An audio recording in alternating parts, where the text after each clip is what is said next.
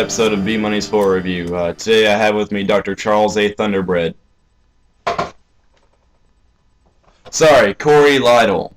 And today we'll be looking at the Rob Zombie remakes of the Halloween series. Oh. There we go.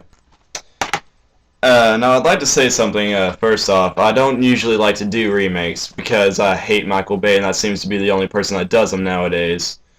And if you were to request me to do a Michael Bay film, I will kick you in the fucking neck. That's true. I've seen him do it to people. It's not pretty.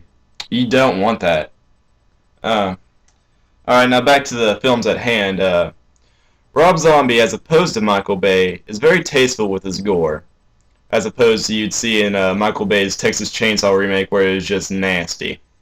And that's coming from a gorehound myself. And we start with the first Halloween film, where we see like the first 30 to 45 minutes as a prequel to the series, explaining more about Michael's childhood and what led him to murder his father and older sister, and in this case, her boyfriend. I don't think that was in the original. It wasn't, no. She was just brushing her hair in the original and he killed her. Yeah, with her tits out. Yeah. So she was asking for it. Tits hanging out. If you're brushing your hair naked, you're going to get murdered. That's a fact. Yeah.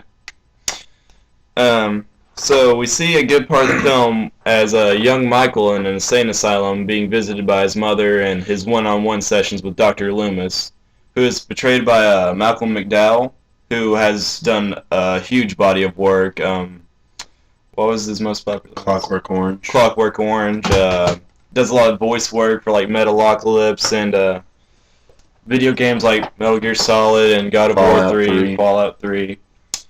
And the young Michael, I can't even remember how to pronounce the kid's name, but you probably saw him in Hancock. He did a great job. He was just the creepiest little kid I've ever seen. And his mother is portrayed by the very talented Sheri Moon Zombie. Very orgasmic. Yes, we are a big fan of Sheri Moon Zombie over here. And Michael doesn't seem to be making any progress in the insane asylum, and that's not helped whenever his mother finally can't take it anymore and kills herself, and 15 years later, Michael's presented with an opportunity to escape, and that's what happens. That's how the whole set of events gets put into motion. And it puts in an interesting play on the whole serial killer thing. Like with most mass murderers, you know, it doesn't really affect them if they have their mask on or not, but in this series, Michael has to be wearing a mask before he kills someone, which is pretty symbolic, and I hadn't quite figured it out yet. Any thoughts on that, Corey? Well, no, not really. I mean, he had done that since he was a kid. Unless he had a mask on, he couldn't kill. So, it's either that he didn't want the real Michael to be affected by what he does while he has the mask on. It might have something to do with his mother, because he knows that it hurts her to know that he does these awful things. Maybe it has something to do with that. If he has the mask on, she won't know, but he still gets to kill. It could be like a sort of schizophrenic disassociation thing. You know, the mask is to protect the real Michael because he's too sensitive to handle something like that.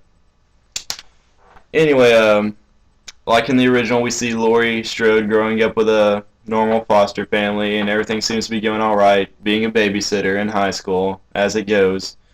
And the young lady that portrays Laurie in these films, I forgot her name. It was like Taylor Compton or something like that. Her first name is Scout Taylor. It's Scout Taylor Compton. She has two last names. None of which are very feminine, but she is a beautiful young lady. She is. And I think she does probably, you know, on par with Jamie Lee Curtis's performance in the originals. Definitely. I think she does a great job, and she even resembles the young Michael Myers in Sheri Moon Zombie. Like, Rob did a really good job when casting there. Of course, I guess he kind of had to put his wife in, you know. Well, yeah, that's what he does. Yeah, but we're not complaining. So events get set into motion, killings start happening around people that are close to Laurie, and, you know, as that happens, she freaks out, and Dr. Loomis, actually there was originally talk of Jeff Bridges portraying Loomis in his films, but that didn't happen, which was kind of a downer, but Malcolm does a very good job in this. So I'm not going to put any spoilers, but everyone's probably seen the original, and it ends pretty much the same. Okay, well, actually, I don't know how I'm not going to spoil it by doing the sequel in the same video.